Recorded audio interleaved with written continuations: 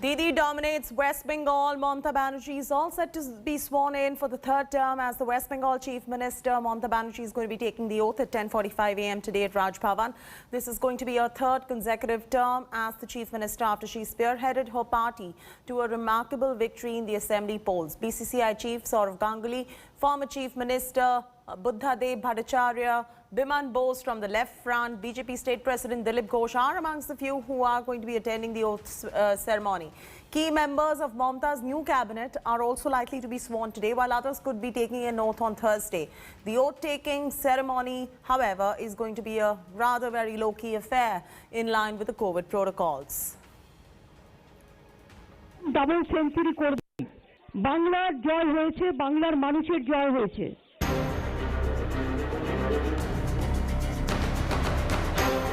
For a moment, she makes you forget the unfortunate truth that it's a man's world. But this woman has earned her spurs, her space in that world. Election on election, vote by vote.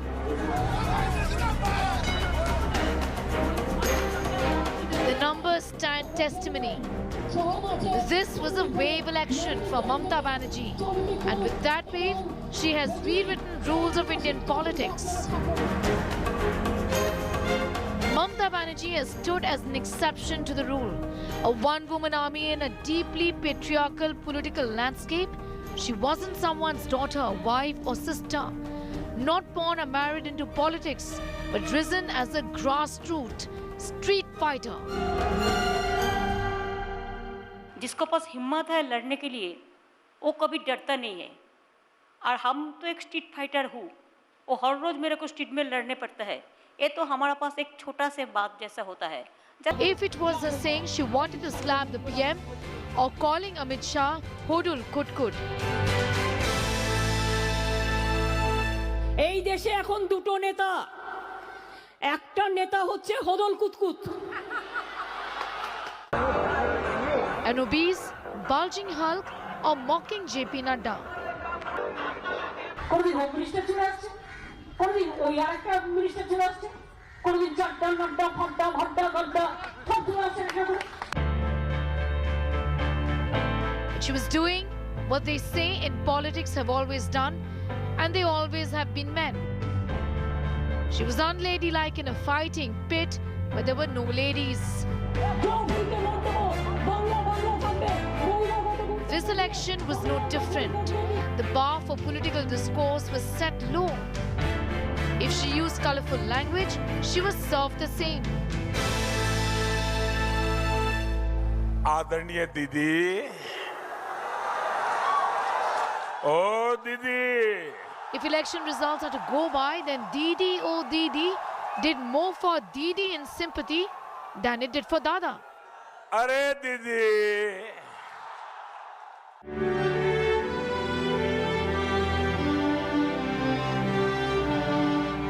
Mamata Banerjee has been the only woman in politics to have founded her own party, the Trinamool Congress, in 1998. Former President Pranab Mukherjee had said her success was the outcome of her own struggles. And struggle she did, from being the giant slayer in 1984, defeating Somnath Chatterjee, to now, this woman is the destiny of Bengal for the next 5 years. Her people have picked Didi. Don't insult her by calling her the new Dada of Bengal. Didi has beaten Dada, and with that, Didi has etched history. As a politician, as a political campaigner, as a party leader, and oh yes, as a woman. It's but a Khela Hobe moment.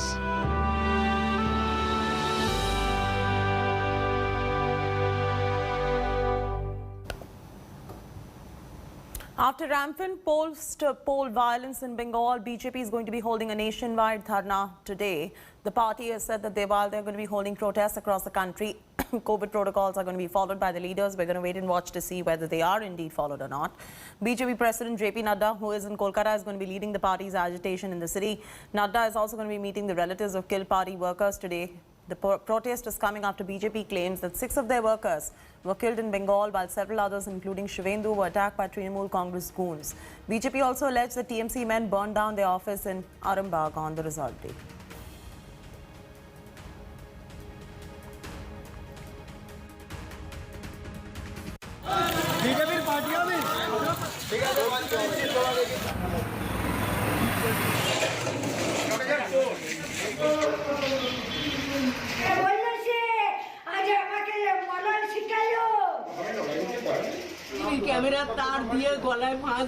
No end to bloodshed in post-election Bengal. The BJP continues to allege its workers are being attacked by Trinamool cadres. Bone-chilling incidents of BJP women cadres allegedly gang-raped and assaulted. इतनी हत्याएं, इतनी बलात्कार, इतने लूट खसोट, कहीं कानून व्यवस्था का नामो निशान तक नहीं है। गांव से शहर तक कहीं पर लोगों का जीवन सुरक्षित नहीं है। लगभग 20 के करीब हत्याएं हो चुकी हैं और दर्दनाक हत्याएं, महिलाओं के साथ बलात्कार और खून, पेड़ में टांग देना बलात्कार के बाद। The BJP and Trinamool blame game over violence continues. As the bloodshed continues on the streets of Bengal, BJP President JP Nadda met the grieving relatives of the party workers murdered in the violence. मैं यहाँ बताना चाहता हूँ कि जो ममता जी चुनाव जीतने के बाद जो आपकी पार्टी ने जो तांडव किया है वह बताता है कि आपको प्रजातंत्र में कितना विश्वास है। The Saffron Party has declared a nationwide bandh on Wednesday, the day Mamta is set to take oath as the Chief Minister for the third time. এখনো পর্যন্ত রাজ্যের মুখ্যমন্ত্রী একবারের জন্য আবেদন জানালেন না তার কার্যকর্তাদের যে হিংসা বন্ধ করা হোক। আগামীকালের শপথ বন্ধ করে দেওয়া উচিত যতক্ষণ পর্যন্ত হিংসা না থামবে। আমরা এই বিষয়ে ইলেকশন কমিশনের কাছে আমরা আবেদন জানাবো। This comes on a day when a woman worker named Kakoli Khetrapal was killed in East Bardhaman. The BJP, Trinamool and the Communist Party have claimed that the woman was their member. 3 Trinamool workers were killed in Bardhaman district. 1 ISF worker was killed in North 24 Parganas. Prime Minister Modi phoned Governor Jaideep Dhankar, expressing anguish over the law and order situation in the state. प्रांत के अनेक जगह से report आ रही है। जब पूरे प्रांत से मेरे पास जानकारी आई, SOS कॉल्स आई, तो मैंने राज्य के DGP को निर्देश दिया कि मुझसे तुरंत मिले और यही निर्देश मैंने कोलकाता पुलिस कमिश्नर को दिया। दोनों आए, हालात के बारे में जानकारी दी, तब तक 9 की डेथ हो चुकी थी। Despite Mamata's appeal for peace, political violence continues in the state. It was one of the most peaceful elections in Bengal in recent history, but relief for the people was short-lived. With Anupam Mishra and Poulomi Saha in Kolkata, Bureau Report, India Today. Controversy's favorite child, Kangana Ranaut, has gotten her Twitter account suspended after a series of controversial tweets pertaining to the post-election result violence in West Bengal. So what exactly transpired there? Here's a report. Actor Kangana Ranaut's Twitter account has been permanently suspended after the actor posted a series of controversial tweets related to the post-election violence in West Bengal. This was not all. The actor, who has over 3 million followers on Twitter, also posted a video where she had sought precedence rule in the state after the Mamata Banerjee-led TMC secured a landslide victory in the state. और photos आ रहे हैं, openly लोगों के murders हो रहे हैं, gang rape हो रहे हैं और घरों को जलाया जा रहा है और कोई भी लिबरल कुछ नहीं कह रहा है। Twitter permanently disabled the actor's account for repeated violation of its hateful conduct and abusive behavior policy. Unfazed by the ban, Kangana Ranaut accused Twitter of race bias, and we quote the actor from her official statement. Twitter has only proved my point. They are Americans, and by birth, a white person feels entitled to enslave a brown person. They want to tell you what to think, speak, or do. Fortunately, I have many platforms I can use to raise my voice, including my own art in the form of cinema. But my heart goes out to the people of this nation who have been tortured, enslaved, and censored for thousands of years, and still there's no end to the suffering. In an Insta story, the actor also elaborated that there were multiple FIRs filed under a name in West Bengal, writing, "This is the secular India they want to sell you, where Hindus and their voices are getting butchered." Paper और कोई platform उसे cover नहीं कर रहा. मुझे समझ नहीं आ रहा कि इनकी क्या कॉन्स्पिरेसी है इंडिया के लिए. This is not the first time that Kangna has quoted controversy. Earlier, her tweet calling pop star Rihanna a fool went viral and sparked a huge debate online. It all started when Rihanna extended her support to the farmers' protest by sharing an article highlighting the internet ban around Delhi's borders. Kangana responded to Rihanna's tweet by calling her a fool and then took to social media to mock Dosanjh when he defended the international pop star. And in a series of responses in Hindi, Kangana emphasized that her singular job is patriotism, also telling Dosanjh, "I won't let you do your work," and even calling him a Khalistani. Diljit was not the only famous face on Kangana's radar. She also attacked actor Taapsee Pannu, who in a tweet made an indirect comment on Rihanna's post on the farmers' protests. Kangana lashed out at Taapsee, calling her a B-grade actor and a freeloader. That's not all. Kangana had earlier also launched another scathing attack in her one-sided Twitter war against the global pop star. She not only slut-shamed Rihanna, but she also called her a porn star. And further trying to give perspective to those unaware of Rihanna's international stature, the actor compared her with singers Neha Kakkar and Sunidhi Chauhan, further commenting that it was only her explicit music videos which made her special. But the dance is okay. Can we have the music, please?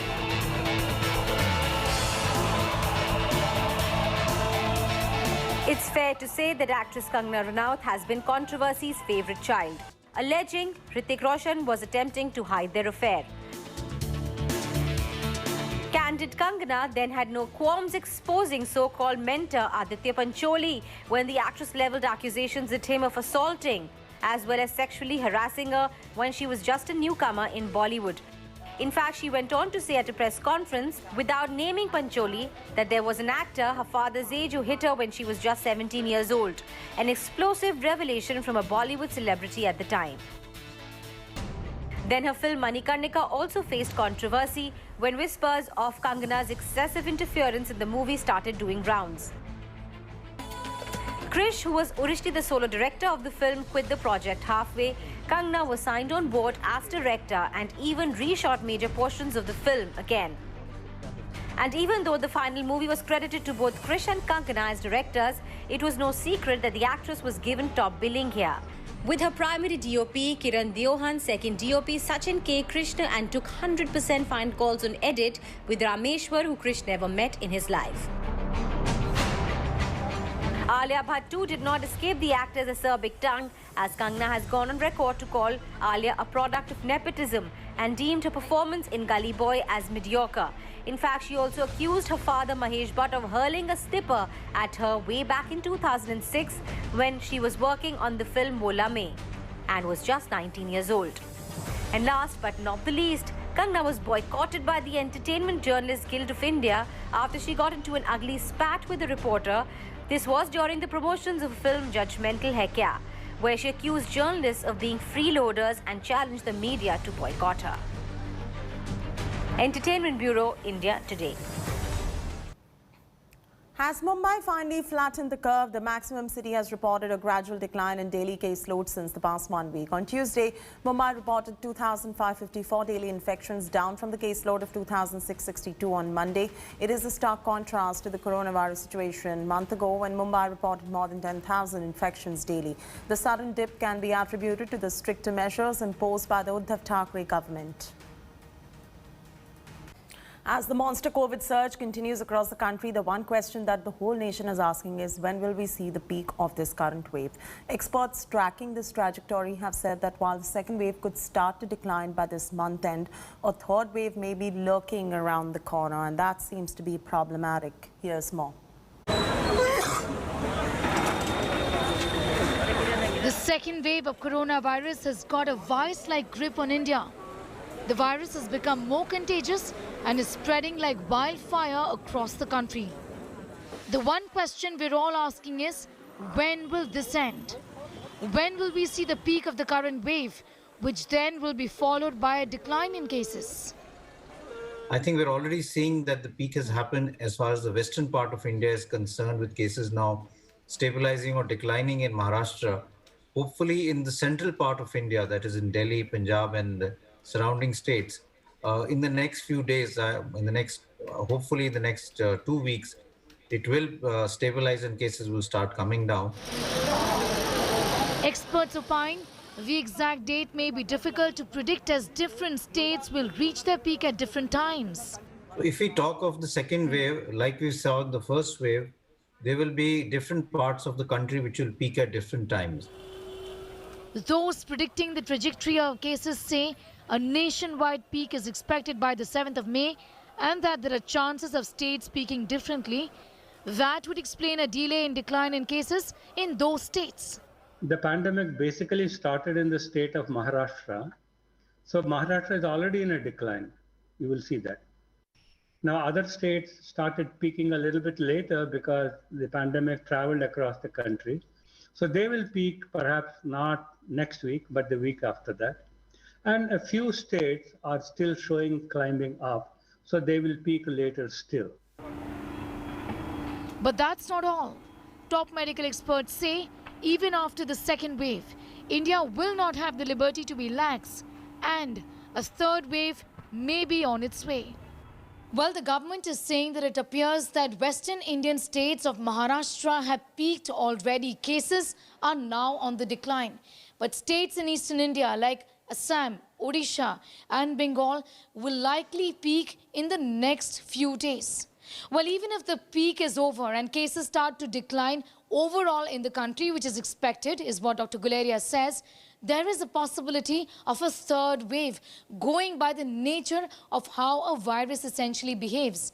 And we have to be prepared for the third wave. In New Delhi, Sneha Mordani for India Today.